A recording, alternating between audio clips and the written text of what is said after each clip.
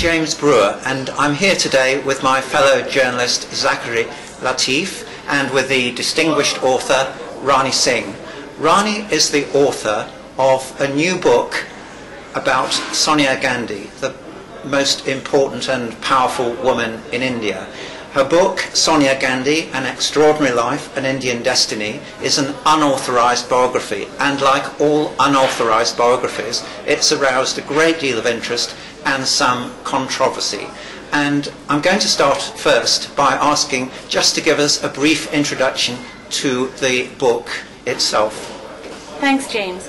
Well, Sonia, as you know, is one of the most powerful women in the world, one of the most powerful people in the world. And she runs the coalition, which the United Progressive Alliance, which rules India.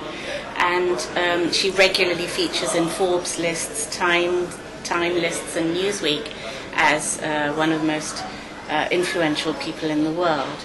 This lady started off in northern Italy. That's where she was born, and she was educated in Italy up to the age of 18.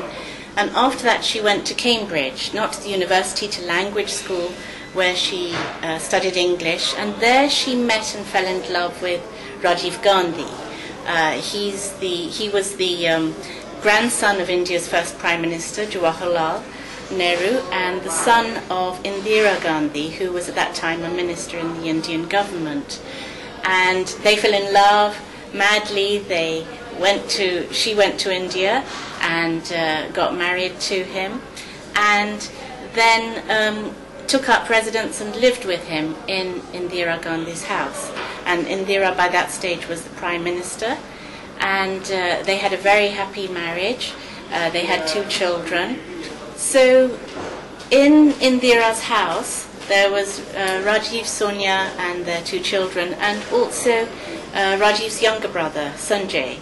And he was heavily into politics, so he was being groomed as Indira's heir apparent. Rajiv and Sonia tried to stay out of active politics as much as possible. Rajiv was a pilot, and Sonia was a housewife. Now, in 1980, Sanjay Gandhi was killed in an air crash, and so that meant that Indira was without her right-hand man and her closest confidant. So Rajiv was then asked to step up and come into politics, which he did full-time.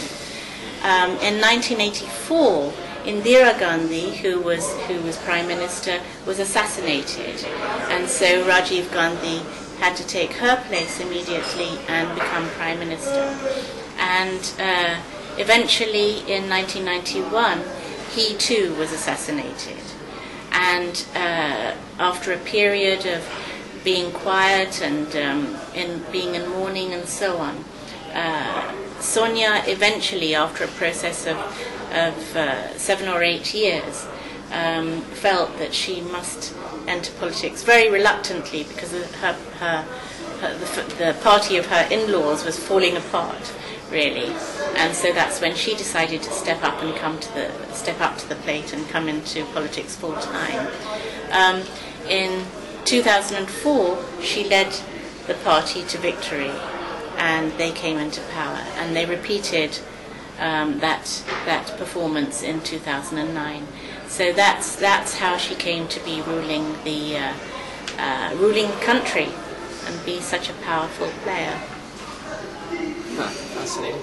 Thank you. Yes, I'd like to ask Rani that although Sonia Gandhi has been in the public eye for many years, she's never really been keen on giving access to her innermost thoughts, certainly not to any biographer. And do you feel, Rani, that you really were able to get close to Sonia, insofar as did you feel you were able to bring out anything that the public did not already know from published sources? Yes, absolutely, James. Lots of stuff. And you know, one of the things that you do as a biographer, whether you get to talk to your subject and get their cooperation or not, is that you talk to people who are close to her, people who've worked with her. And so I broke her life down into various chapters, and my task was to seek people out who'd known her at various points in her life, so I could put a picture together. And by talking to over 100 people, you tend to see if there's a pattern emerging. And so I think I did do that by talking to people who knew her, who'd worked with her, who'd lived with her, and who knew the family. I was able to put together a very good picture, I think, of her character and her personality for the reader, and get lots of new information. But her close circle has always been very protective. Did you feel you managed to interview the right people and to get into the inner circle? Yes, Zachary. Her close circle is protective, the sort of friends of Sonia. But there are other people who are very close to her as well, people who've worked with her and so on. And they are privy to lots of insights. And the other thing that they're privy to is her manner, her way of working, her style, her abilities, and her strengths and weaknesses. So by being able to access those kinds of people, people in the Rajiv Gandhi Foundation, people who'd worked with the family, people in the National Advisory Council who'd never spoken to an author before, I really got up close and personal, I think. So sometimes people say, have their own view of who I should have spoken to, whether it's a prime minister or somebody else, but I know I spoke to the right people. It's clear from the book, Rani, that you did do an enormous amount of research, and I know you travelled in India extensively, right down to villages and so on, to get a feel for how she is perceived by the people there.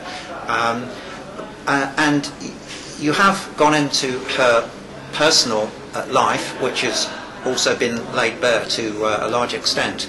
But do you feel that you were equally able to get a grasp of her political role?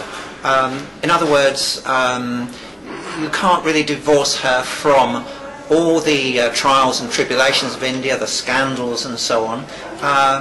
Do you feel you were able to get near that, or did you feel that was in your remit? Yeah, I felt that I did get a really good idea of where she was going and her political trajectory, and I've traced that in the book. Some people, mainly Indian critics, have said, why didn't you make a big deal about Quattrocchi, one of the Italian family friends, and why didn't you highlight this scandal or that scandal? And knowing that in politics there's always scandals swirling around everybody at a senior level, I discussed this quite carefully with my publisher in New York before I set out, and she said that really you only want to concentrate on anything that's likely to have a strong impact in the future. So I didn't find anything that was really burning and alive that I could prove that was going to raise too prominently in the future. And also the other thing is that, I had a fixed number of words, and the thing was to get Sonia's story out. Mm-hmm. And given that I had to do the political backdrop as well, that was more than enough for me to concentrate on, to get the narrative across. But following up from there, I think some reviewers have said that you've given a very positive view of the family. And as an example, that after Indira Gandhi's assassination, there was a huge reprisal killing of the Sikhs, and that Rajiv Gandhi, Sonia's husband, sort of dragged his feet in handling that. In fact, he made some rather provocative statements in anything. So how would you kind of think along those lines, respond to that? My publisher told me that Sonia and the Gandhi family are it's such a sensitive subject that opinion will be divided across the board. Now, as a biographer, Zachary, it's my job to give the story from the perspective of the subject and their family. So, of course, I was going to give their point of view. That doesn't mean that I was wanting to be positive, I was doing my job, because my job was to give the story from Sonia's point of view. And the other thing is that it's Sonia's story, Zachary. It's not Rajiv's story. It's not Indira's story. So they come into the book insofar as they impact on Sonia and influence Sonia. So had I been writing about Rajiv, I would have gone more into these kind of comments. So I take on board what you say, and of course, you know, there will always be comment that I left this out or that out. But to get her trajectory, to get her narrative across, I stuck to this material. But some critics, Rani, have said that the overall impression one is left with is of a very favourable disposition towards Congress, almost treating Congress as the natural-born ruling party of India. Do you think that's a fair assumption? James, I don't know why reviewers say that, because I haven't at any point in the book said that I support Congress, or that I'm in favour of Congress, or that they should be the ruling party. I've simply put in the book about how Congress works, what is the mechanism of it, and of course, because Sonia Gandhi's story is indivisible from the Indian National Congress Party once she sets foot in India, they play a very prominent role. And of course, the Indian National Congress feels that the Gandhi family is the glue that sticks it together. And they've had such a massive influence on her. They demanded that Rajiv come into politics in a way. It was their compulsion that brought her into politics, because the party was falling apart. So there isn't any point at which anybody can prove that I am in favour of the Congress Party. I was simply writing about them, describing them, just like a proper journalist does. But interestingly, just to touch on a few points that you made there, I mean, the Wall Street Journal's review mentioned that you hadn't addressed why a country like India, or even more specifically, as you just said, a party like Congress, feels the need of a glue like Sonia or Rajiv or the Nehru-Gandhi dynasty. So what are your thoughts, particularly on the role of dynasties in Indian and more generally Asian politics? Yeah, I saw that, Zachary.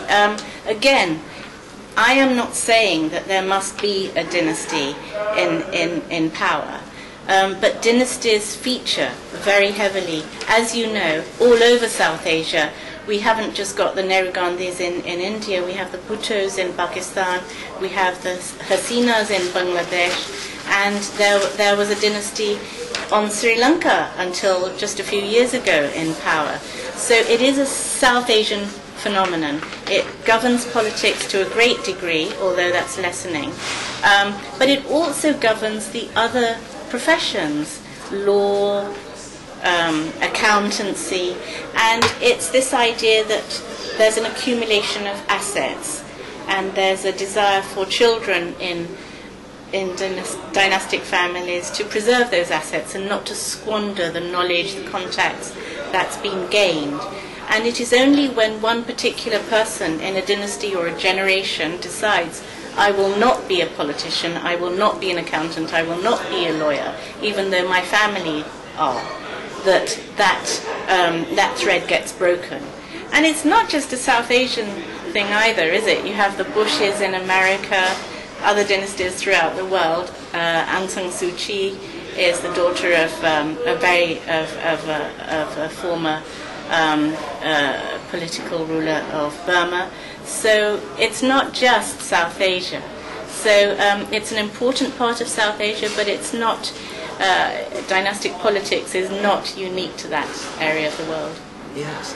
I think we can also, you've gone into tremendous detail and context about politics in India and indeed globally in the book. But I think also you've begun to draw some lessons about the future for India, the political future for India, which at this point still seems that it might be very much bound up with the Nehru Gandhis. I'm thinking when Sonia went into hospital last year, it might have been thought that she was preparing to step down from politics, leave the field open to her son and daughter Rahul and Priyanka in their various ways. How do you read that situation today? What do you think is going to be the role of this very important family, shall we say, in Indian politics in the near future? As far as political engagement is concerned, Rahul and Priyanka are very much there. Rahul is a politician. He has a very major role, and he's an MP. So that will continue, and as time goes by, he'll take on more and more responsibility. Sonia will remain as she is, because she's very concerned that the party is well managed. And until she feels that Rahul has a very secure position and there's a secure handover, she will make sure that she's holding the reins, in my opinion. Priyanka is not full-time in politics, although she has full membership of the Indian National Congress Party. And in my opinion, she is the political brain of the family. No decision is taken without her knowledge and discussion with her. And she helps out by campaigning in the constituencies. So what happens in the future, you can't really predict what's going to happen in Indian politics. That's what makes it so fascinating. But I would be very surprised if there wasn't a high level of involvement in the future. And Priyanka's children get to go on campaigns and things. So we have the next generation after Priyanka and Rahul. Just as a question, do you think Priyanka has taken after her father or her mother, and Rahul as well? Who have they taken after in terms of, is there any similarity between the children and their parents? Like, is Priyanka a mirror of her mother or her father? I think they've got elements of both. Priyanka says that she's much closer to the media, for instance, than her mother is, and she tends to give interviews much more. She's much more media friendly and so on. She says she's learnt a lot from her grandmother, from Indira, and I think there are elements of both parents in both of the children. Rahul is quite, he's come out of himself. They've all of them, each generation that's had to be in the front line of politics, Indira, Sonia, Rajiv and Rahul, they've all kind of learnt on the job, and they've got more and more confident the more they've had to do. Do you feel that following her operation, not too much has been said, but do you feel she's as strong physically and mentally as ever, or as much a power in the land as ever? James, yes. She certainly looks as strong and as she was pre-surgery.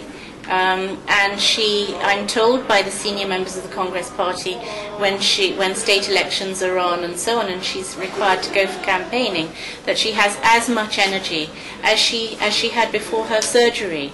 So yes, the energy and the vigor is there, and if you look at her, she doesn't appear to have lost weight or any other physical symptoms. So she appears to have as much energy and control as she ever did. That's very interesting. Have you had much feedback from her circle as to your book? What has been their response? Are they pleased or otherwise, or the feedback annoyed? I've had has actually been rather positive, and yeah, the feedback that I've had has been that the fact that, you know, it's been on sale in India and it's sold and it went to #2 for a number of weeks. I've had very good feedback actually, which I was quite concerned about. Interestingly enough, considering, as you just said earlier, that Indian politics are very unpredictable, but do you expect to be writing a sequel to Sonia Gandhi's book, in the sense that does she have more of a legacy to give and continue? Considering where UPA coalition is headed, you know, there have been some mutterings of discontent about the overall governance of the situation, and Sonia Gandhi may not be a political force for longer. What are your thoughts on that? I mean, having researched her, having been her unauthorized biographer, what do you think? Do you think Sonia is here to stay as a political presence, or do you envisage over the next decade or so that her time is going to fade out? We just don't know, Zachary, what's going to happen in Indian politics. We don't know what is going to happen 6 months down the line.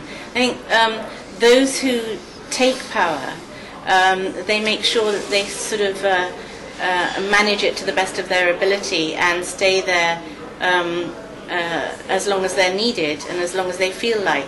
So she will continue to be a powerful presence just as long as she wishes to be. So just to clarify, say in the next election campaign Congress were to lose, do you think within the Congress party there would be mutterings about her stepping down, or is she popular within the ranks of her own party? For instance, Manmohan Singh, the current Prime Minister, seems to have become very damaged. Has that also rubbed off on Sonia? There's been a sort of marginal knock-on effect, but and there are loads of corruption scandals and gossip and intrigue swirling around. So the key mission for the Congress Party at the moment is to hold on and to stay in power and retain authority. I don't think that there's a sort of direct blame being attributed to Sonia by the public at present. Overall, she has kept she's kept herself sort of untainted in that way. There's nothing that they can actually prove. But I think that there is it's a big challenge for the Congress Party, for Sonia Gandhi and for Manmohan Singh and the rest to just hold on and stay in power. I think she'll stay there as long as she feels like it. I don't think there'll be any move to oust her as president at all. Quite the reverse. She's that kind of mediating factor. Her ability is as a manager. So, as a manager, where would you rate Sonia Gandhi? Would you think of her as a consummate politician or a global stateswoman? Where does she actually, how did she manage to steer herself to the head of the family clan, and then by extension the head of the family clan's personal party, so to speak, a party of her in-laws, as you used earlier? I mean, how did she manage to sort of affect those sort of changes, that an Italian-born woman to be the de facto head of the largest democracy in the world? Well, having your mother-in-law as such a powerful and towering figure as Indira Gandhi is the best kind of university come political mentor that you could ever ask for in the world. Indira Gandhi, such an important world leader with her flaws and her abilities. And Sonia was sort of learning at her knee, really, at her table. So I think all of that taught Sonia a great deal, the hubbub of politics, how to deal with betrayal, the fact that you can't really trust anybody. All of that was very, very salutary. So that's how she learnt on the job, as it were, how she learnt while living in the same house. But was she a favourite of Indira Gandhi? What was that? Yeah, she was. She was the favoured daughter-in-law of Indira Gandhi, and she also was quite careful to do the right thing, so that she retained that position as the most trusted daughter-in-law. And would you say that carefulness, is that a part of her personality, or is that an acquired trait, or is that something that could possibly lead to being a more political manipulation, or is that just a natural facet of who she is, a thoughtful, caring person? Or how does that actually work out with Sonia Gandhi? Because it seems to be quite advantageous that somehow she's always been able to be the favored one wherever she goes. Is that a natural or acquired trait? I think it's both. I think she's learned how to play the game, which started off from being in a secure family environment, in a secure, nurturing Catholic convent, and then so she learned how to get along with people, really, people from different areas of life. And then once she got to India, she understood how tough, how ruthless Indian politics can be, and she learnt the skills of what to do and what not to do, because there were missteps made by both Indira and Rajiv, and so she learnt from all of that. And so I would say that her skill lies in a managerial way. She knows what to do, how to get people on side. And as one Congress leader said to me, the government is a derivative of the party. So long as she has the right number of people in the coalition supporting her, and the party's policies, so security will remain. So I think those are her skills. She has got some very good ideas as well, and she's implemented them. However, the further implementation of them, the actual putting into practice, is something which is reliant on a corruption-free government and governance. So that is something that requires a lot of political will to see through. There was at one time, Rani, as you point out, quite a vicious campaign against her as a foreigner taking on power. Do you think she's managed to overcome those prejudices, shall we say, to a large degree? To a degree, yes. I mean, she's adapted into an Indian personality beautifully. She speaks fabulous Hindi, better than many upper middle class natural-born Indians in India, and she's very into the country. She adores it. She really has a strong passion to preserve the heritage and the culture. And she says, and I believe her, that she is very comfortable and feels at home in India. She doesn't feel at home anywhere else. And there's lots of evidence to prove that. The foreign origins attack is always going to be there, and it's always going to be used by her enemies. And it is where Rahul, for instance, being born in India, doesn't have that disadvantage. So that's always going to dog her. But she doesn't let it bother her. She's not vulnerable to the attacks mentally. I think Sonia in 2004 made one of the key decisions of her life when she inadvertently rejected the prime ministership or premiership, and she instead anointed Manmohan Singh. From your perspective, do you think A, that was the right decision? B, what are her thoughts retrospectively on that decision? And C, is there ever a potential that somehow, come the next election, if she were to deliver it again, would she perhaps reverse that decision? And go and seek prime ministership? If she wins the election. Yes. Those are good questions. The reason she did it, it appears to me, in 2004 was because she was very aware that though she was a party leader, the president, she didn't have the person who needed to be prime minister needed to have an understanding of the nuts and bolts and mechanics and the internal workings of government. And that way, Manmohan Singh, being a bureaucrat and a successful bureaucrat, fitted the bill. Also, she needed somebody to be in the prime minister's role who was compliant and who wouldn't seek to establish his own power base to rival hers. So Manmohan Singh fitted that bill as well. And at that stage, he had a very clean, quiet reputation, and that was something she likes that. So that was the first part of your question. Can you just remind me of the next? And do you think in the next election, if she were to deliver it, because it may depend on her star power, so to speak, to win the next election, do you think she may reverse that decision and actually take the premiership this time? I don't think she will ever want to be prime minister. And don't forget, Zachary and James, that she has kept the power to her. So though she didn't become prime minister, she holds the strings. People definitely want to know what she thinks, and they'll follow that. And I would say she actually has the power.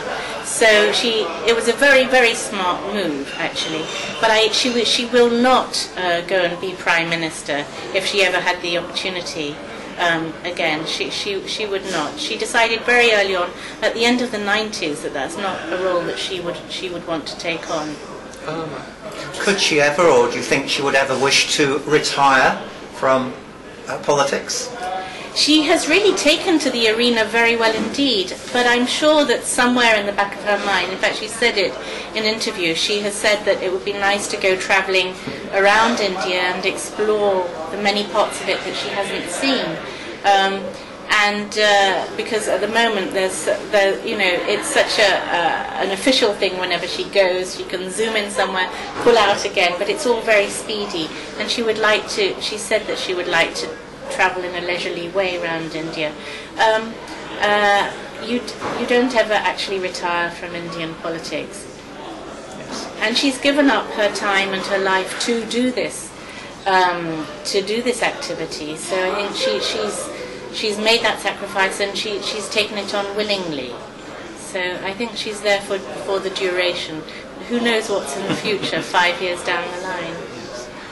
Well, I think at that very crucial point, unfortunately we'll have to end the discussion for the moment, but Zachary and I would like to thank very much Rani Singh for being with us and for answering some very pointed questions about her book, her biography of Sonia Gandhi, and about all the background, how it was written, and all the implications of Sonia Gandhi's position in Indian politics and life today. Thank you very much. Thank you, James. Thank you, Zachary.